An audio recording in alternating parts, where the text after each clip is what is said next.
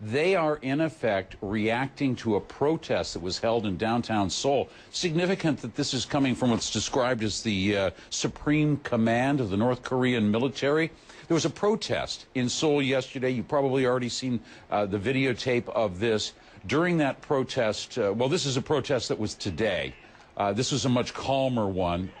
They said specifically, when we talked to one of the organizers, they didn't want to stir up trouble. The North Korean actor in this theater skit is shown trying to kick over a table that's set with a fine meal. And then finally, the other three actors who depict the U.S., China, and South Korea, then more or less force the North to sit down and eat at the table. They're trying to encourage them to participate. If we can we go back to yesterday's protest? They burned the effigies of Kim Il-sung, Kim Jong-il, and Kim Jong-un. They burned their effigies in downtown Seoul, and this is what so upset the North Koreans that they lashed out. Pauline? Well, Jim, now that we've seen this back and forth for about a week now, at least it ramped up for a week, what's the latest with the threats of that missile launch from North Korea? Are there any indications that may actually happen, or was that just all saber rattling?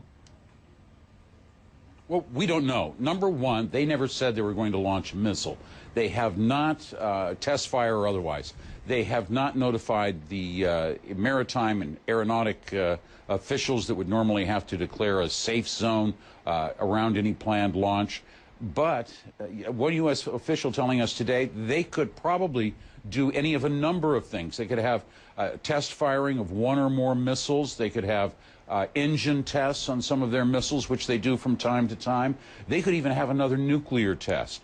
The U.S. official told us this afternoon we might not know about it until, in the case of a missile, it was already airborne. So the risk is still there, but there's a feeling, that things have calmed down somewhat here, that some of the focus at least has to be at the offer that has been on the table since U.S. Secretary of State John Kerry came through the region just days ago.